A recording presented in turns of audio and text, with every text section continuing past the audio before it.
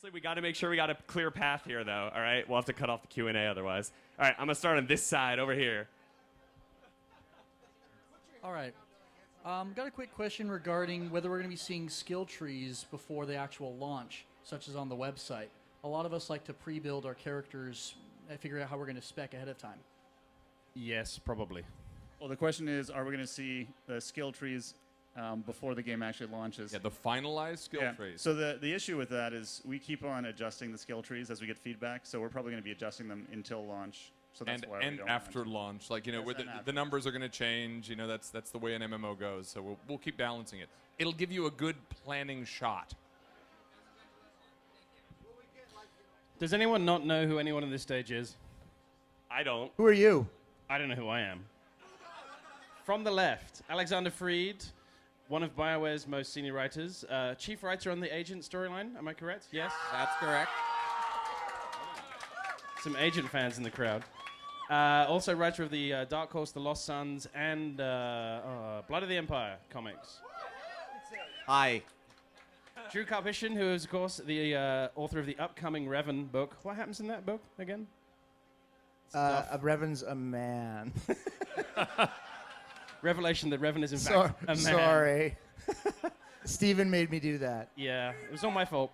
Author of several Mass Effect novels and several other Star Wars The Old Republic novels. In fact, I don't know how he finds the time to go golfing. Yeah, Drew Karpyshyn. Dallas Dickinson, director of production. Centerfold, Playboy, 1985. 83. Oh, okay. I think. James Nolan, our game director, so Grand Poobah in charge of all things game-related. And, of course, Jennifer Hale again, voicing the female trooper in the game, as well as Satele Shan. All right, let's get back to questions. All right, I'm gonna grab some front row questions. I'm on the floor. Dallas is looking for me, but I'm on stage. All right.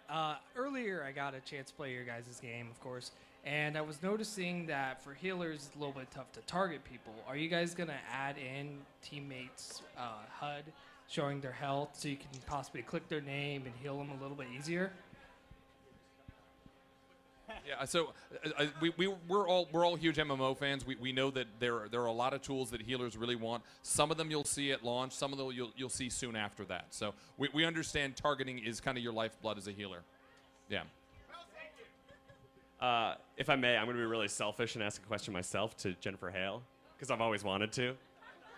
Uh-oh. You're I'm already just curious. Creeping me out already. How did it feel to come back to the Star Wars universe, to come back to the Old Republic time period after such a long time? Absolutely awesome. It was fantastic. And to be able to come back in a couple of different capacities was amazing. It was amazing. Who do we got up front? I know there were some people up here. What was the funniest moment at BioWare Austin? The funniest moment? We just laugh and laugh all day long. Actually, they always involve Rich.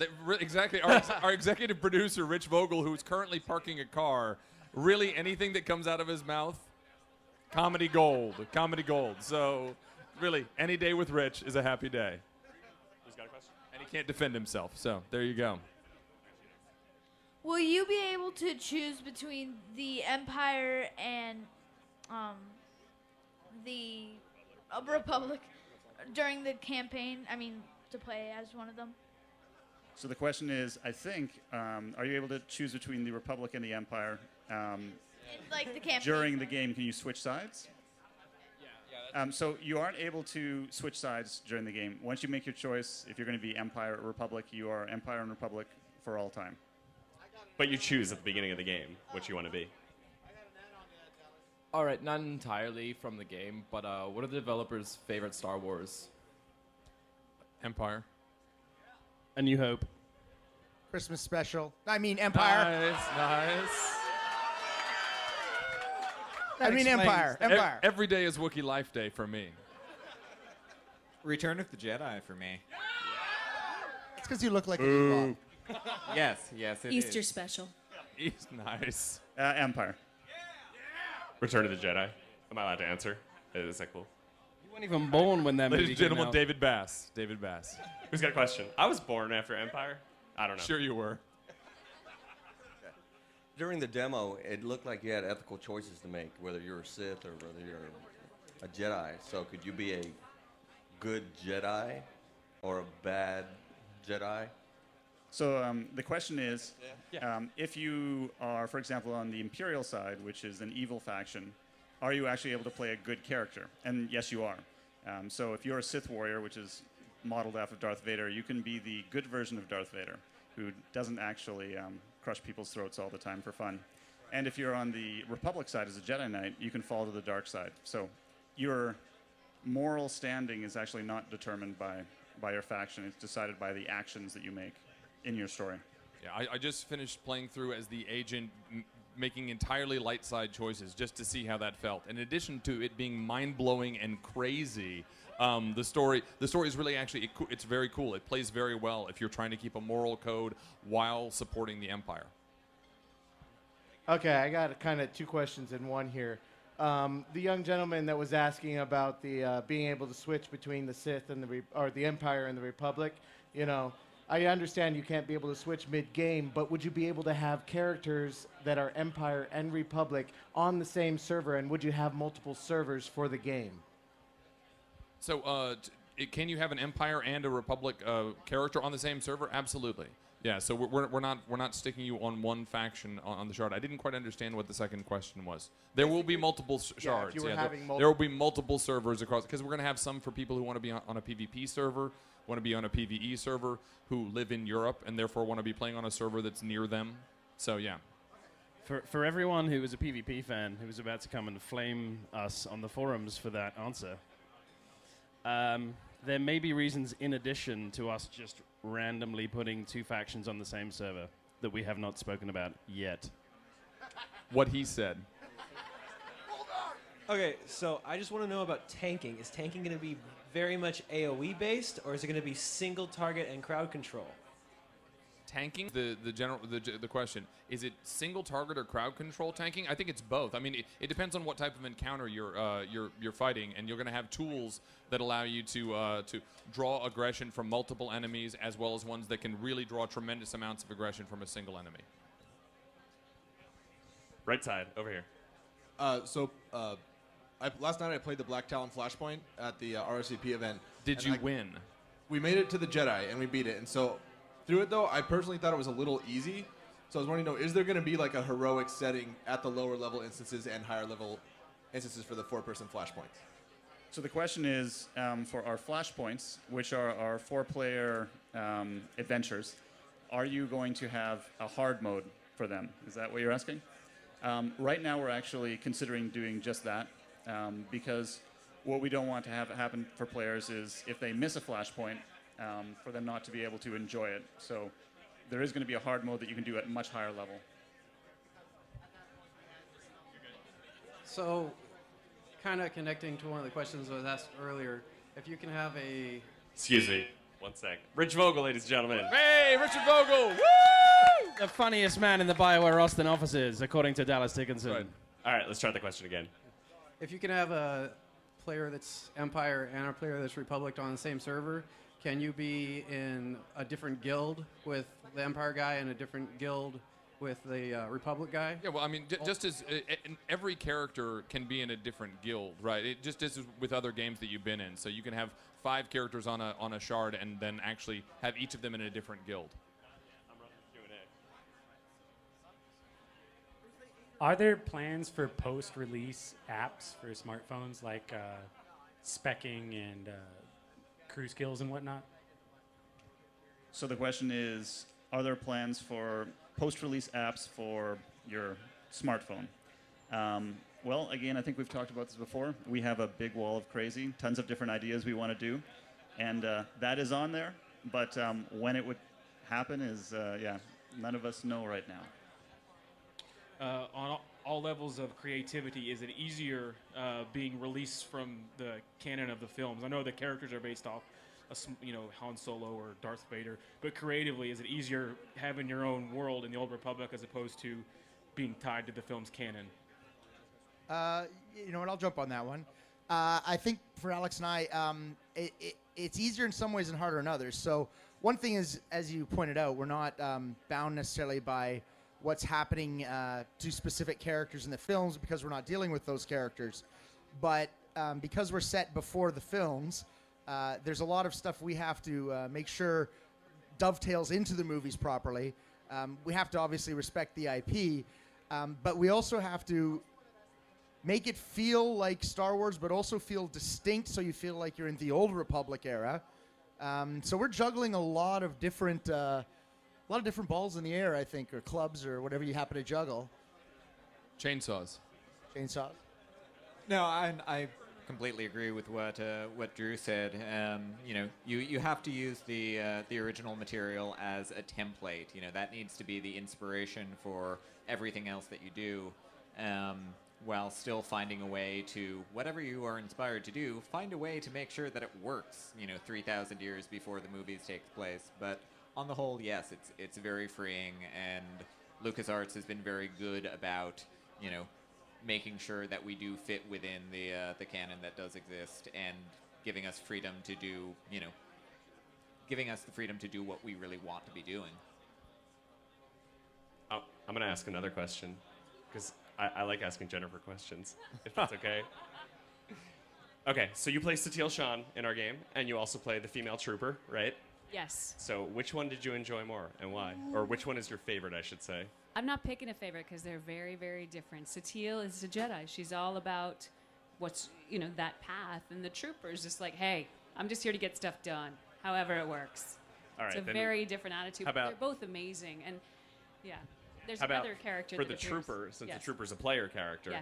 which is more fun, light side or dark side?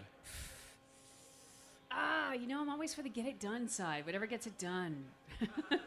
By any means necessary? Yeah, that's the trooper. That's All how right. that's how she rolls. My question is more based on, I have a lot of friends that are going to be playing this game. That I'm diehard Imperial, but they're diehard Republic. So at end level, what type of things are there going to be? Like, is there going to be cross-faction communication? Are we going to be able to chill at the same cantinas? Like, what's going to be good with that?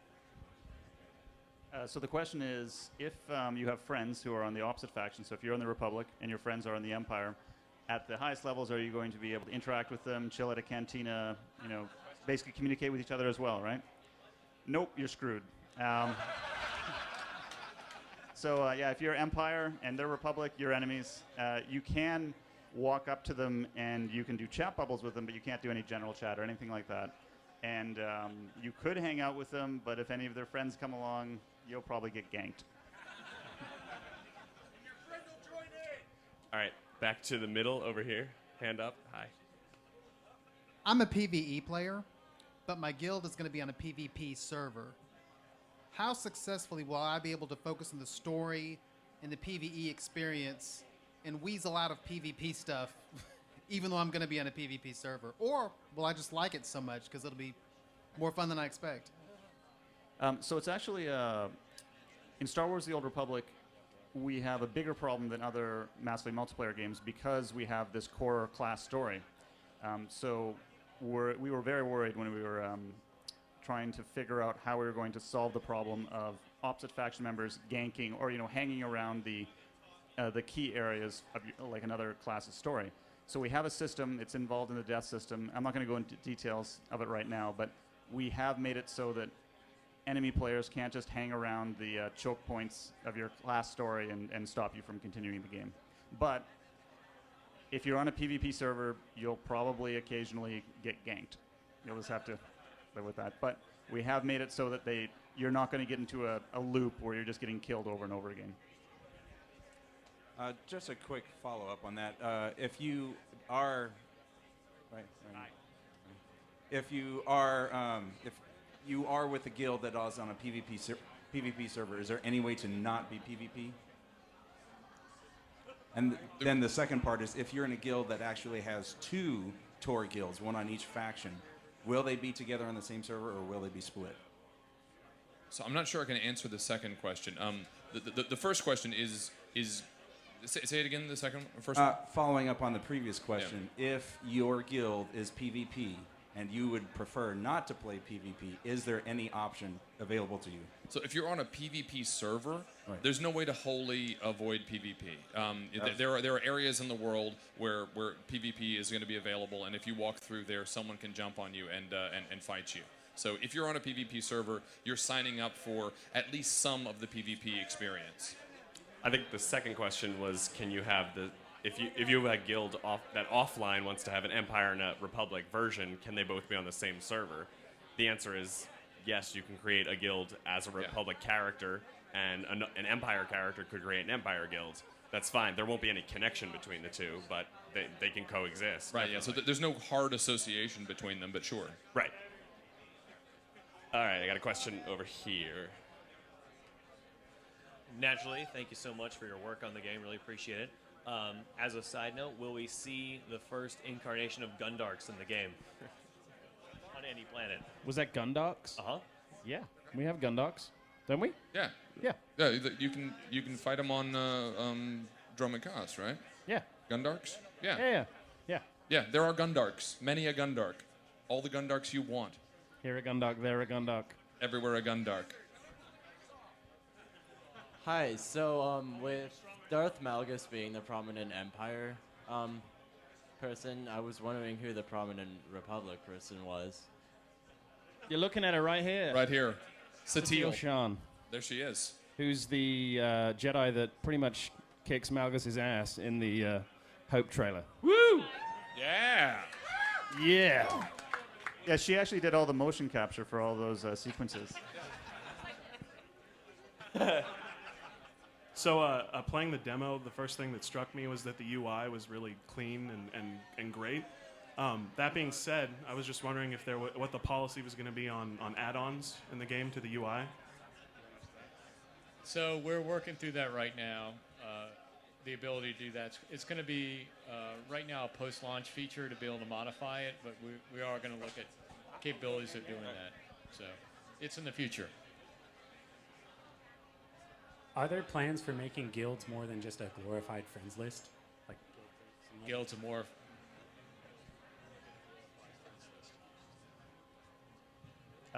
So the question is, are there plans to make guilds more than a glorified friends list?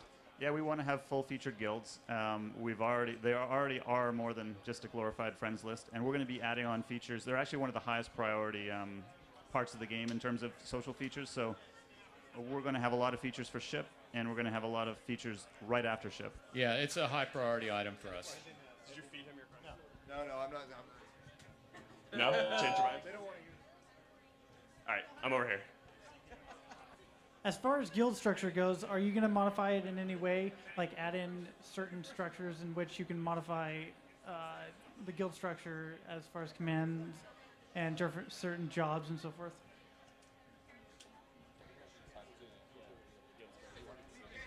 So yeah, I guess the question is really about guild structure, what's available to you. Yeah, so we already actually allow you to customize the titles for your guild, and therefore assign them certain permissions. The details of which I don't think we've announced yet, but yeah, in fact, I think that in my guild for a while I was called Ruler of the Sky, because that's what I wanted to be. But yeah, so you can structure it however you'd like. He does have a god complex. That was James. Yeah, okay, true. Granted. No, he's the other guy. All right, while we're on the subject of guilds, I was actually curious if our guild wants to be more of an exclusive guild and we want to put a cap on the number of members that we have. Is that going to limit our progression as a guild? I'm not sure I have a good answer to that one, but without getting into more details about the guild system than we've revealed at this point. So yeah, as of right now, I don't think so. But yeah, we'll get to how many people are in a guild now, or we're going to be in a guild? Okay, just checking. I thought so. Excellent. This is guild night. Yeah. I had one more question about the social part of the game, like the friends list. Are we going to have something where we can see our friends when they go on different servers, or even on the other faction?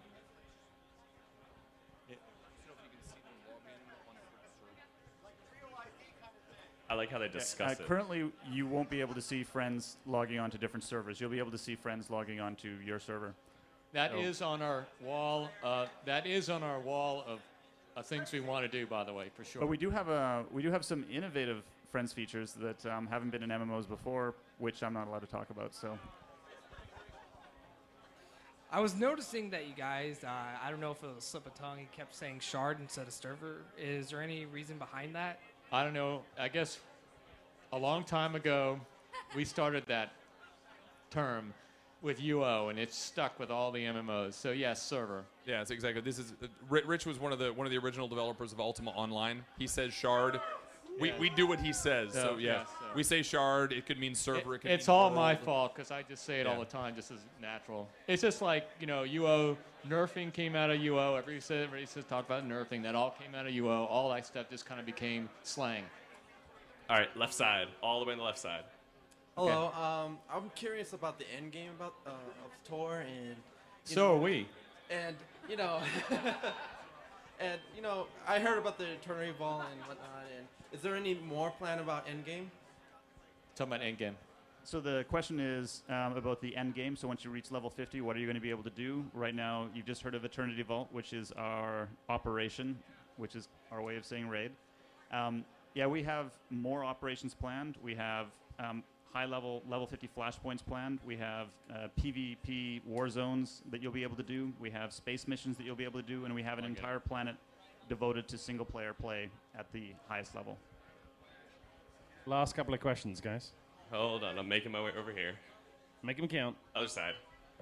Hi, I'll get I'm to a that. fan of character development, and I was wondering if you're going to have the opportunity to change the hair length or the hair color, like fun colors, like purple, my favorite color.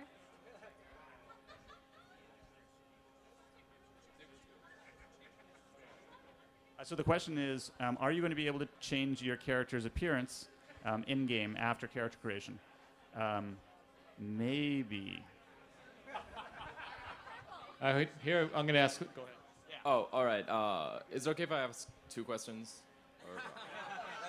One. Because my friends around here want to know. All right, so the first one is, are there any systems in place for weapon customizations, like enchanting in other games, but adding different colored crystals, stuff Yes, like that? and it's actually a huge part of the game, especially with lightsabers. In fact, you can take your lightsaber that you get at the very earliest levels, and you can keep it all the way to the end of the game just by upgrading it. Oh, that's cool.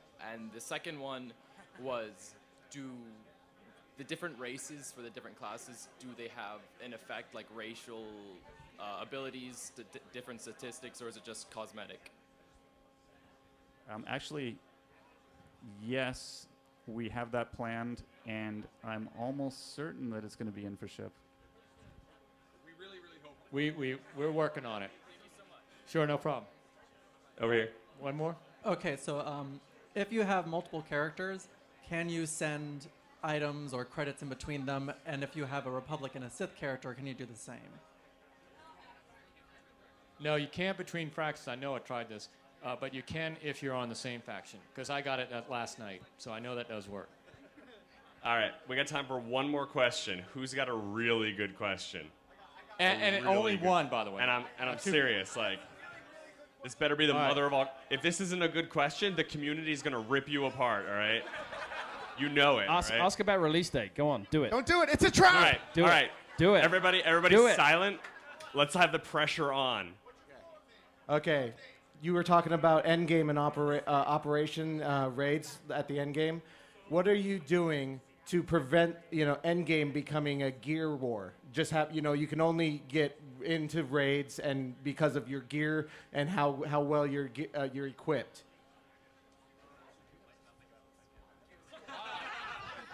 We do actually have a system that Stephen would kill me if I talked about. So we are thinking of that and solutions, and we'll have information about that in a couple months. And the reason we don't a month talk about things like this because we're just implementing them in the game now, and we're trying to figure out from design-wise. And once we get something set, we'll talk about it because we don't like hyping about something we haven't done yet because it may not happen.